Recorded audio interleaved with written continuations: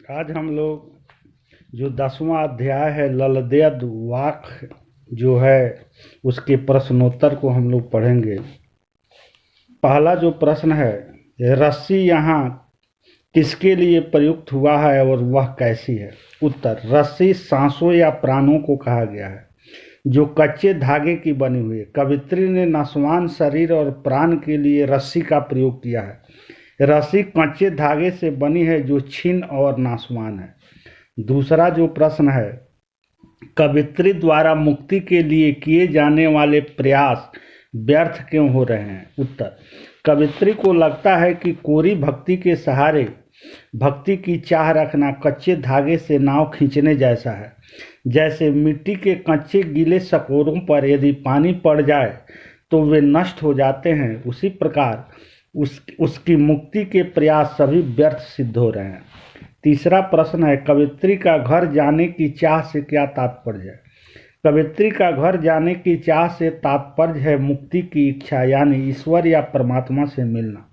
सभी जीव ईश्वर से उत्पन्न हुए हैं और अंत में उसी में मिल जाते हैं, इसलिए वही व्यक्ति का वास्तविक घर है। उसे पाने की चाह ही घर जाने की चाह है। चौथा प्रश्न है, भाव स्पष्ट कीजिए।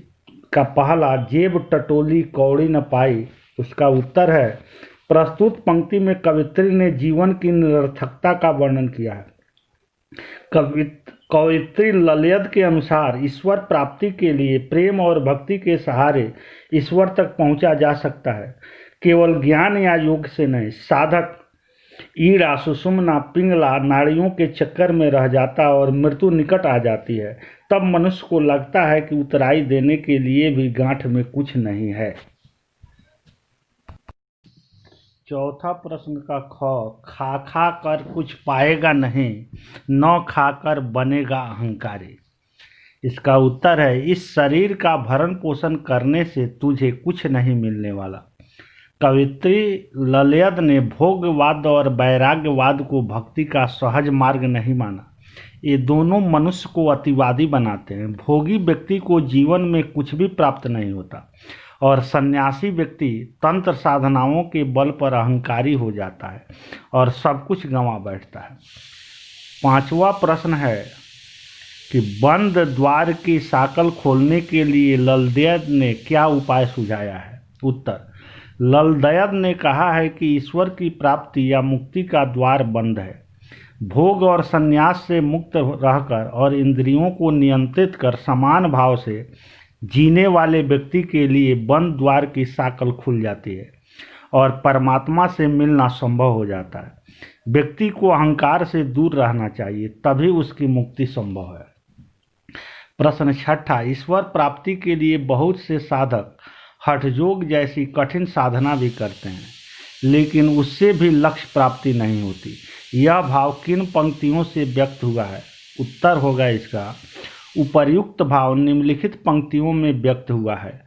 आई सीधी राह से गई न सीधी राह, सुषुम्न सेतु पर खड़ी थी बीत गया दिन आह, जेब टटोली कौड़ी न पाई, माझी को दूं क्या उतराई। सातवां प्रश्न है, ज्ञानी से कवयित्री का क्या अभिप्राय है? उत्तर, ज्ञानी से कवयित्री का तात्पर्य है हिंदू मुसलमान का भेदभाव न मानने वाला और अपने आप को पहचानने वाला साधक। ज्ञानी व्यक्ति सत्य की परख करता है और ईश्वर अल्लाह में भेद नहीं करता है। ज्ञानी व्यक्ति सांसारिक मोह माया से परे और सच्ची भक्ति का प्रणेता होता है। रचना और अभिव्यक्ति में आठवां प्रश्न है, हमारे संतों, भक्तों और महापुरुषों ने बार बार चेताया है कि मनुष्यों में परस्पर किसी भी प्रकार का भेदभाव नहीं होता, लेकिन आज भी हमारे समाज में भेदभाव दिखाई देता है। पहला प्रश्न है, आपकी दृष्टि में इस कारण देश और समाज को क्या हानि हो रही है?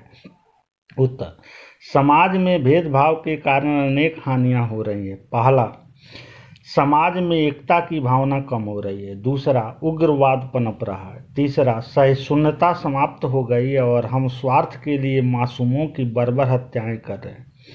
चौथा, देश का यथोचित विकास नहीं हो पा रहा है।